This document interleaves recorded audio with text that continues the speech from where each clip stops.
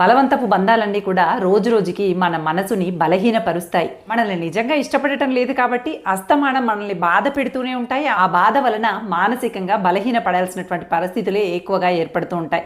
అందుకోసమని బలవంతపు బంధాలని వీలైనంత వరకు వదిలించుకునేటువంటి ప్రయత్నం చేయాలి. ఒకవేళ వదిలించుకోలేనటువంటి దగ్గరి బంధమే అయితే కనుక మనము మరింత బలంగా మారటానికి ప్రయత్నించాలి. అవతలి వాళ్ళు మనల్ని ఎంతలా బలహీనపరచాలనుకున్నప్పటికీ మనం మరింత బలంగా మారేలాగా దృఢంగా మనల్ని మనం ఎప్పటికప్పుడు ధైర్యాన్ని మనలో మనం నింపుకుంటూ ముందుకు వెళ్ళాలి.